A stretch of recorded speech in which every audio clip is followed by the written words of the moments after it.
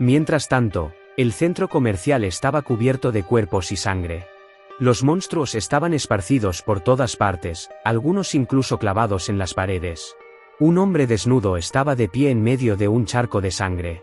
Los demás miembros de la banda lo miraban con miedo. El compañero de Yang Chul dijo que enviaría un informe a la organización sobre el trabajo realizado y luego preguntó qué hacer con la chica que había escapado. El hombre respondió que simplemente se divirtieran con ella y que él quería ser el primero. Todos quedaron impactados al ver que Yang Chul había devorado a Seok-yo. Mientras tanto, el hombre regresaba a su casa, que no parecía estar en un barrio muy próspero. Caminó por un pasillo en pésimo estado, que no había sido renovado en mucho tiempo. Luego, abrió la puerta de su vivienda, que estaba en la misma condición ruinosa que el pasillo y la calle. Su madre lo recibió en la entrada, sorprendida de verlo en casa. Yang Chul no mostró ninguna emoción y no dijo ni una sola palabra. La madre, sorprendida de verlo en casa, miró a Yang Chul con preocupación. Sin embargo, él no fue nada amigable y no dijo ni una palabra. Aunque su relación no parecía cercana, la mujer intentó acercarse a su hijo, pero él, con rudeza, le ordenó que no lo tocara si no quería morir. La mujer temblaba, como si realmente creyera que su hijo era capaz de hacer algo así. Con voz temblorosa, dijo que había preparado comida y que debía irse a trabajar. Después de eso, se apresuró a salir por la puerta. Yang Chul, enfurecido, volcó la olla de comida y llamó a su madre hipócrita. Sacudía la cabeza con fuerza, como si algo lo hubiera provocado, pero era difícil entender qué exactamente. Parecía ser alérgico a cualquier muestra de amor y cariño. De repente, algo extraño le ocurrió. Se sintió mal, tuvo que apoyarse en una silla para no caer, pero aún así perdió el conocimiento y se desplomó en el suelo. Su mente se nubló, sus párpados se volvieron pesados y se cerraron por sí solos. En ese momento, el televisor se encendió. En la pantalla apareció un hombre con una máscara de mono en la cabeza. El locutor de radio se presentó como Kim Bansi, un profesor de biología. Quería hablar sobre la violencia desde la perspectiva de la psicología evolutiva. Explicó que, en una situación de conflicto, ambas personas suelen pensar, moriré si no lo mato primero. Esa tentación de atacar antes que el enemigo es lo que se conoce como la trampa de Hobbes. La violencia ocurre entre dos personas en un intento de maximizar su propia ganancia. En la pantalla apareció una tabla que ilustraba un dilema. Si el enemigo escogía la paz, la otra persona tenía dos opciones: elegir la paz también y recibir 5 plátanos, o escoger la violencia y obtener 10 plátanos. Sin embargo, si ambos optaban por la violencia, el resultado era el peor de todos, ya que corrían el riesgo de perderlo todo. Por esta razón, en muchos casos, ambos recurren a la violencia para minimizar sus pérdidas. Kim Bansi afirmó que, desde la psicología evolutiva, la violencia no es un simple acto de crueldad impulsado por la ira, sino un proceso mental cuidadosamente planeado. Al igual que el cuerpo ha evolucionado con el tiempo, también lo ha hecho la mente. No obstante, muchas personas siguen viendo la violencia como un acto incontrolable. El hombre con la máscara de mono planteó una pregunta: si estuvieras atrapado en la trampa de Hobbes, ¿qué decisión tomarías? Luego, se quitó la máscara, revelando su rostro. Era An Seok-hyo. Con una mirada intensa, preguntó: después de tu elección, ¿qué quedará? ¿Paz o violencia? Mientras tanto, la escena cambió a un lugar desagradable. Un hombre, con la capucha puesta, corría a toda velocidad, sin mirar dónde pisaba. Parecía estar escapando de alguien, pero pronto llegó a un callejón sin salida. Golpeó la pared con desesperación, murmurando que no podía terminar así. Con manos temblorosas, sacó una pastilla de su chaqueta. Sus ojos eran amarillos. Se metió una píldora azul y blanca en la boca, pero no tuvo tiempo de tragarla. Su perseguidor lo alcanzó. El contacto, con voz fría, le dijo que no le importaba si se volvía loco o lo que fuera, pero tenía que pagar. El joven gritó que no podía vivir sin esa droga, luego comenzó a decir cosas incoherentes sobre sus piernas. El hombre, con una sonrisa y un cigarro en la boca, le respondió que nadie le prohibía tomar la droga, solo debía pagar por ella. Entonces, algo terrible sucedió. El cuerpo del joven comenzó a transformarse en algo monstruoso. Su rostro se deformó y su cuerpo empezó a hincharse de manera grotesca. Gritó que el precio era demasiado alto. Luego, sangre empezó a brotar de su boca. El contacto lo observó en silencio. El cuerpo del joven se retorcía, sus huesos crujían y se rompían. Su cara y su cuerpo se hinchaban de forma antinatural, mientras espuma blanca salía de su boca. El hombre comentó con indiferencia que probablemente era un efecto secundario de la droga y que el muchacho debió haber seguido la dosis correcta. Después, sacó un puñado de pastillas de su bolsa y simplemente se dio la vuelta. Ordenó a los dos hombres que lo acompañaban que envolvieran al chico en plástico y lo enterraran en las montañas. Sin dudarlo, los hombres comenzaron a envolver el cuerpo, aunque el joven todavía murmuraba algunas palabras ininteligibles. Luego, metieron su cuerpo en el auto. Antes de irse, el contacto le agradeció por haber tomado la droga y le dijo que se verían en el infierno. Mientras tanto, los acontecimientos volvieron a la habitación de Jung-chul. El despertador sonó. El hombre estaba acostado en el suelo, cubierto con una manta. Extendió la mano para apagarlo. Estaba desnudo, como si su madre se hubiera ocupado de su descanso. Jung-chul se llevó las manos a la cabeza, pues le dolía intensamente. Recordaba haber soñado con algo, pero no podía recordar qué. De repente, soltó un grito de horror. No comprendía dónde estaba. Se levantó y salió por la puerta. Mientras caminaba, pensó que su último recuerdo era de una pelea con aquel hombre en el centro comercial. No entendía dónde se encontraba. Pasó junto a un espejo y pensó que debía salir de inmediato, encontrar al detective y decirle. De pronto, vio su reflejo y gritó. Se tocó el rostro, murmurando que era imposible, como si no pudiera creer que ese era su propio rostro. Luego, golpeó el espejo con el puño, tratando de calmarse y pensar con claridad. Estaba convencido de que era una trampa, que su cara no podía haber cambiado. Comenzó a gritarle a alguien, exigiendo que dejara de jugar con él y que se marchara. En ese momento, su madre entró en la habitación, somnolienta, y le preguntó qué le sucedía, llamándolo por el nombre de su esposo, Jung-chul. Al oír eso, él reaccionó violentamente. De repente, le puso una mano en la garganta y le ordenó que le dijera dónde estaba y quién la había contratado. La mujer, aterrorizada, no pudo decir una palabra. Comenzó a llorar y a suplicar que la soltara, sin entender nada de lo que estaba pasando. Jung-chul preguntó dónde estaba Seo, pero la mujer solo lloró más fuerte y comenzó a ahogarse, sin poder respirar. Entonces el hombre se dio cuenta de que ella era humana. Después de eso, la soltó abruptamente. La mujer cayó al suelo y se cubrió con las manos, llorando con fuerza y suplicando que no la golpeara. Jung-chul no podía creer lo que estaba viendo y, sin pensarlo más, salió corriendo de la habitación. La escena cambió a una ciudad bulliciosa, concretamente a un cibercafé. Jung-chul leyó las noticias sobre el incendio en el centro comercial de Pyongyang, ocurrido un mes atrás. Se sentó y trató de encontrar respuestas a sus preguntas, qué había pasado exactamente en el centro comercial y por qué tenía el rostro de aquel hombre en su cabeza. De repente, recordó algo. Tenía memorias de Seok-woo en su mente durante el mes que había perdido la memoria después de la excursión. Luego recordó una conversación entre Seok-yo y Woo, donde éste le decía al adolescente que parecía una persona defectuosa debido a su pérdida de memoria. Junto a Jung-chul había un hombre comiendo una hamburguesa, y él lo miraba fijamente. De pronto, otro recuerdo le vino a la mente. Recordó cómo había devorado a Seok-yu. Se puso de pie de golpe, con el sudor frío corriéndole por la cara. Recordó que atraparon y mataron a ese tipo, pero, ¿qué había sucedido realmente? Rememoró la última conversación entre Kako y Seoi, en la que la chica preguntaba si Seok era realmente Sakyo, y luego recordó cómo huyeron juntos al centro comercial. Después, los recuerdos de su conversación mientras disfrutaban juntos volvieron a él. También recordó otra charla entre Seok-yo y Jung-woo, en la que hablaban sobre la cura para el virus y la amenaza que representaba para sus seres queridos. Jung-woo pareció abrirse con el adolescente, confesándole que a veces también hacía cosas estúpidas. Luego, Han mencionó cómo Seok-yo gritó de terror y dolor al ver los cuerpos de sus padres por última vez. Jung-chul se llevó las manos a la cabeza, sintiendo que estaba a punto de explotar.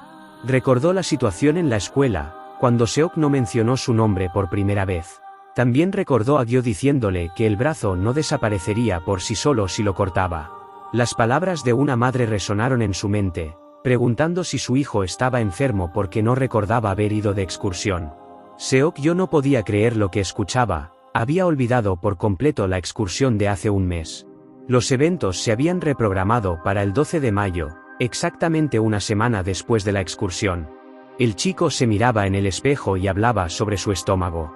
Era Jin-woo. El adolescente se miraba a sí mismo y decidía si quedarse en casa, pero sabía que esa mujer no le daría permiso, así que era mejor salir. De repente, una chica lo alcanzó y le entregó un botiquín con medicinas.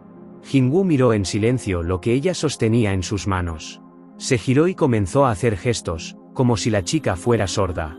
El adolescente formó la frase: si mi madre lo ve, me regañará, y luego le ordenó que volviera a casa. Parecía que la chica era la hermana de Jin-woo. Él salió de la casa, pero la chica corrió tras él.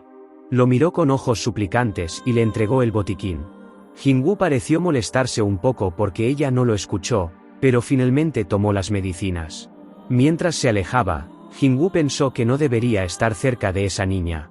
De repente, vio a Seok-yo en la esquina.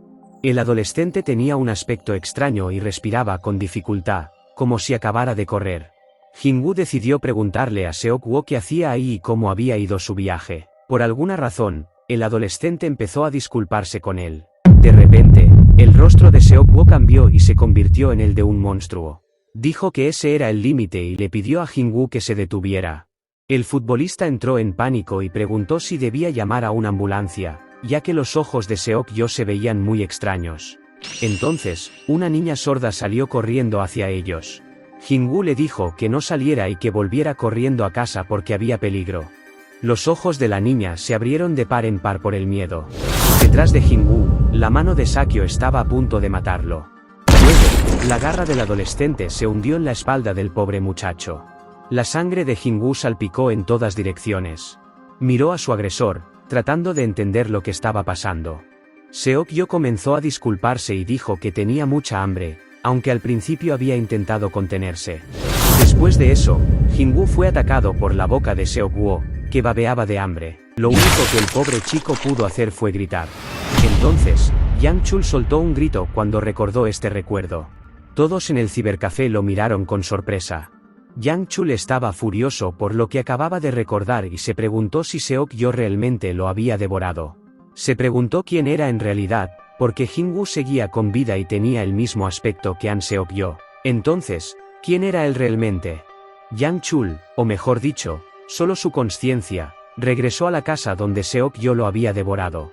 Frente a él había un panel de seguridad con una contraseña. Al parecer, Jin-woo vivía en una casa muy lujosa con seguridad privada.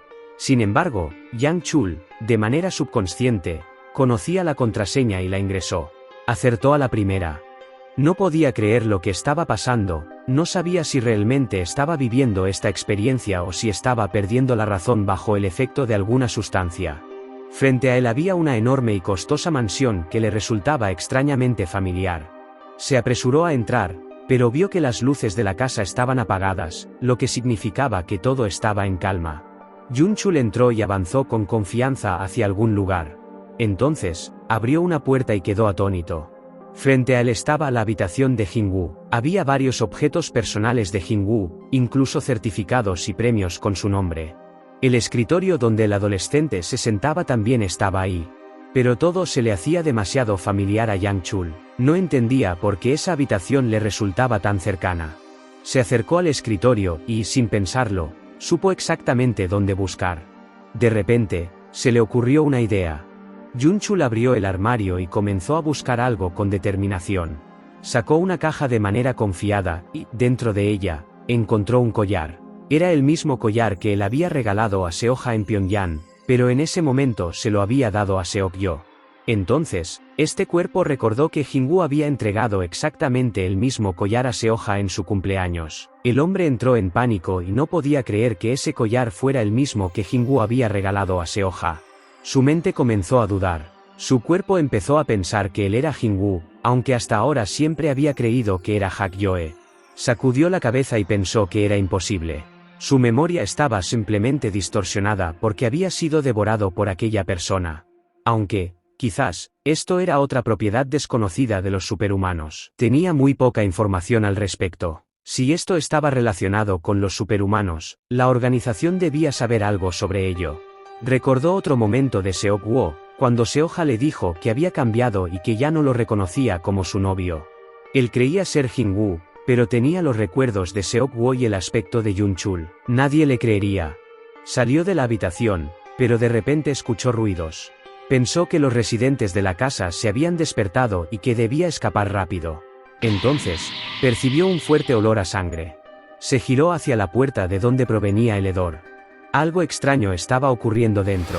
Allí estaba una mujer con gafas, aparentemente la madre de la niña sorda y de Jin-woo. La mujer tenía un aspecto terrible y sostenía una droga. En el suelo yacía un hombre, aparentemente el padre de los niños. La mujer decía que él no había querido dársela, así que merecía morir. Hablaba como una lunática sobre cómo, si tomaban esa medicina, dejarían de sentir dolor y sufrimiento. La mujer se dirigió a la niña sorda y le preguntó si quería tomar la droga. Con un cuchillo en la mano, le aseguró que gracias a la medicina incluso los sordos podían oír. La niña estaba asustada y lloraba mucho. La madre la sujetó por la boca e intentó meterle la droga a la fuerza. Yang Chul, o quien estuviera en su cuerpo, estaba escuchando todo esto. No entendía qué estaba pasando ni qué tipo de droga era. Había mucha de ella esparcida por el suelo. Los eventos se trasladaron unos años atrás, a la sala de maternidad. El médico le informó a la mujer que hubo complicaciones durante el parto y que había riesgo de que su próximo embarazo también fuera difícil. Era la madre de Jin-woo. Le dijeron que el bebé había nacido sano, pero que había un problema, su hija era completamente sorda. La mujer explotó de inmediato y comenzó a entrar en pánico. Un hombre que estaba observando se puso de pie y simplemente se marchó. La madre intentó detenerlo, pero él estaba muy enojado y no quiso escuchar nada. La mujer lloraba sin entender por qué le había sucedido esto ni cómo iba a seguir con su vida. Los eventos volvieron al presente, cuando la madre asesinó a su esposo. Hablaba consigo misma, asegurando que ella no tenía la culpa de la muerte de su hijo. Parecía estar hablándole a los médicos, acusándolos de haberle dicho que fuera al hospital, pues su muerte había sido declarada como un suicidio. La mujer no se dio cuenta de cómo había apuñalado a su esposo, quien también estaba bajo los efectos de esa droga. Luego, recogió las pastillas del suelo y dijo que todo estaba bien mientras tuviera la medicina.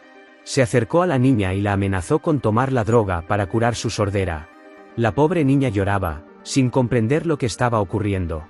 Su madre intentó forzarla a tomar la medicina. La niña, aterrorizada, comenzó a disculparse lo mejor que podía hablar. Parecía que esta situación era común con su madre y que, en estos casos, debía disculparse de inmediato. Entonces, la mujer se enfureció y levantó la mano para golpear a la niña, advirtiéndole que no se atreviera a engañarla. La niña se cubrió con una mano, mientras con la otra intentaba apartar la mano de su madre de su cuello para evitar ser estrangulada.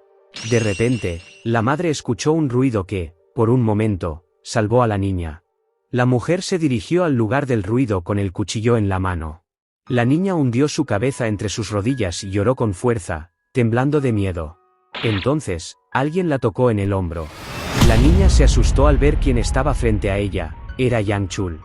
Él le hizo un gesto para que guardara silencio y le dijo que la ayudaría. Le aseguró que debían salir de ahí lo antes posible y le extendió la mano. La niña no podía creer lo que veía. Luego, sus ojos se llenaron de lágrimas nuevamente, pero esta vez parecían de alegría. Se lanzó a los brazos del hombre, como si sintiera que había encontrado algo querido y cercano. Yang Chul comprendió que no había manera de salvar a su padre, así que debían escapar juntos. Primero, tenía que proteger a la niña, porque en cierto modo, era su hermana. De repente, la madre enloquecida apareció detrás de él y lo agarró del hombro. Acto seguido, le clavó el cuchillo en el cuerpo. Yang Chul sintió la sangre llenarle la boca y el dolor lo paralizó. El chico, por reflejo, soltó a la niña, que cayó al suelo. Intentó resistir a la mujer para que no lo matara, pero ella era increíblemente fuerte. Apenas podía contenerla. La madre lo sujetó por el cuello y lo empujó con tal fuerza que Yang Chul salió volando y se estrelló contra los muebles, rompiéndolos. La mujer estaba completamente fuera de sí y era un peligro para todos. Yang Chul pensó que quizá también era una superhumana, aunque desde afuera no lo parecía. La mujer dijo que tenía mucha hambre y que quería comer algo, o a alguien. Entonces, vio a la niña y dijo que aún le quedaba a ella. De repente, la mujer abrió su enorme boca para comerse a su propia hija. Yang Chul saltó del suelo y agarró a la niña justo cuando la boca monstruosa de la madre se cerraba de golpe. Yun Chul saltó hasta el techo, Todo sucedió tan rápido que ni la madre ni la niña tuvieron tiempo de reaccionar. Luego, volvió a saltar y aterrizó en el suelo con la niña en brazos.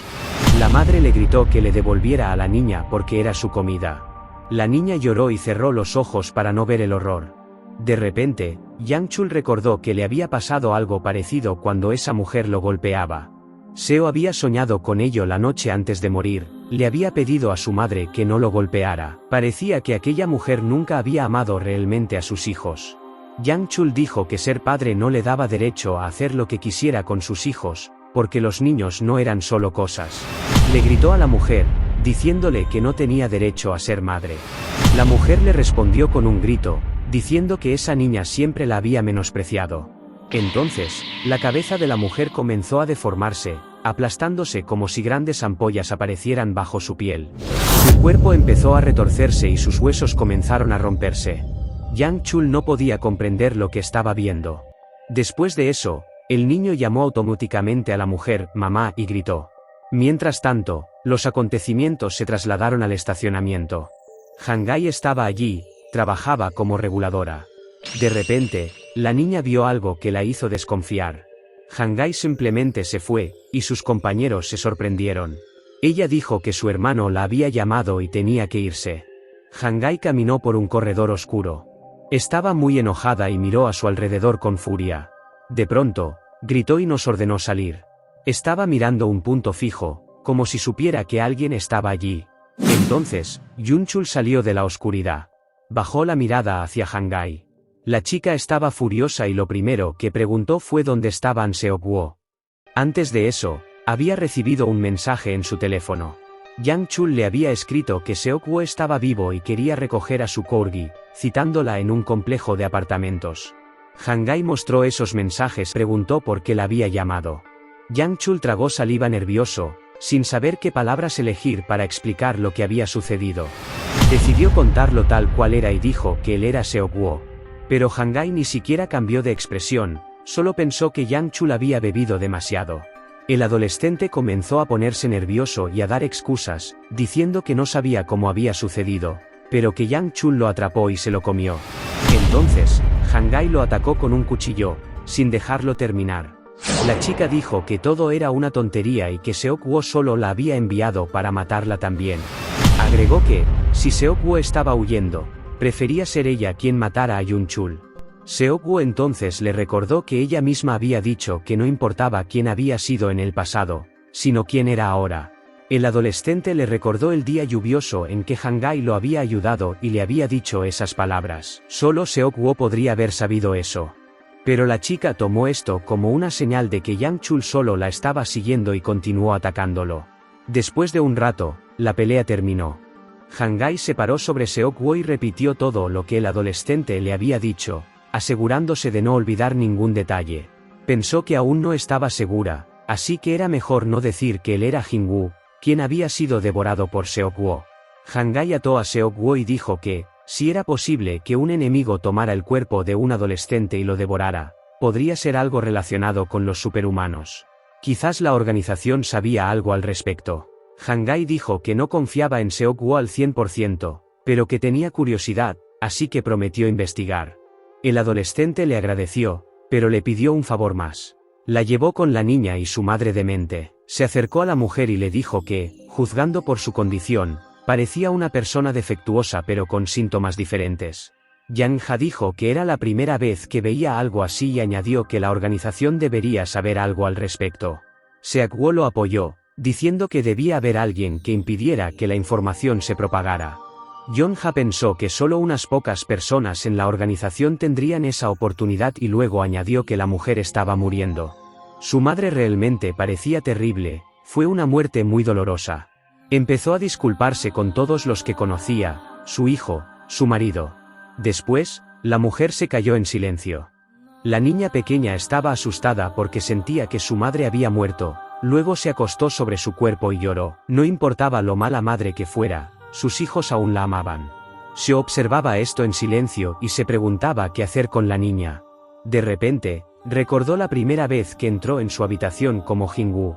El pequeño Jin-woo se sorprendió por ella y el lujo que había heredado. La mujer salió y le dijo que se dirigiera a la tía Yeon cuando la necesitara, y que ya eran familia, por lo que Jin-woo debería llamarla mamá. Resultó que esta mujer había adoptado al niño y parecía que lo hizo por culpa. Jin-woo lloró después de escuchar estas palabras, pensó que su vida sería mejor en esa familia. Haya notó la condición de Seok-woo y le preguntó si conocía a la mujer. El adolescente dijo que no la conocía, pero que era una adulta terrible. Después de eso, Seo comenzó a buscar algo en su bolsillo, sacó una droga y se la dio a Yeon-ha pidiéndole que averiguara dónde se distribuía. El chico de repente se enfureció y dijo que tenía que descubrir quién era el contacto. Mientras tanto, los eventos se trasladaron a un edificio abandonado. Un jeep negro estaba estacionado cerca de él, luego un jeep blanco llegó. Había chicas adolescentes dentro, y les ordenaron que salieran del coche. Luego un hombre que era un enlace se acercó a ellas y preguntó dónde había encontrado a tantos niños. El secuestrador lucía mal y dijo que todas tenían entre 15 y 18 años y que todas podían ser utilizadas. Después pidió la droga. El contacto comentó que él solía ser llamado el padre de los ángeles y luego preguntó si el secuestrador realmente necesitaba tanto su mano. El hombre gritó y dijo que no sabían nada de su sufrimiento y volvió a pedir la medicina. Luego, el contacto sacó un frasco lleno de medicina de su chaqueta y lo vertió en el suelo como si estuviera alimentando a pollos. El hombre cayó al suelo con la mano y comenzó a recoger la droga. Estaba muy feliz cuando la consiguió, era una verdadera adicción. El contacto le agradeció por su cooperación y también dijo que se encontrarían en el infierno. Mientras tanto, las adolescentes se estaban subiendo de nuevo al coche. Una de ellas se puso muy nerviosa y se detuvo, luego dijo que vinieron porque les dijeron que les darían un trabajo. Luego preguntó a dónde iban. El contacto volvió y dijo que no estaba seguro, probablemente venderían la mitad a un negocio sucio y la otra mitad a un laboratorio. La chica entró en pánico y dijo que nunca le habían dicho eso antes y luego dijo que quería irse a casa. Después de estas palabras, el hombre la agarró por el cabello y la estrelló contra la ventana del coche. Ella comenzó a llorar y el hombre le preguntó si creía las palabras de las personas malvadas, luego se rió diciendo que era porque ella era huérfana. El contacto dijo que la vida es una serie de elecciones y, aunque la elección sea correcta o incorrecta, aún afectará nuestras vidas al final. Esto se llamaba lógica y luego simplemente la arrojó al suelo. Luego, el enlace le dijo a Kim que contactara a un profesional para informar que habían encontrado las muestras. Después de eso, el coche se alejó.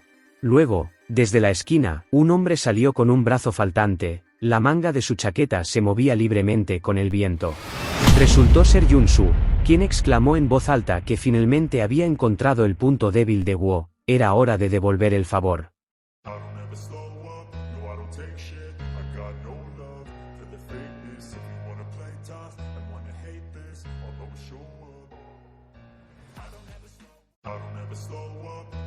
Take shit, I got no love for the fakeness. If you wanna play tough and wanna hate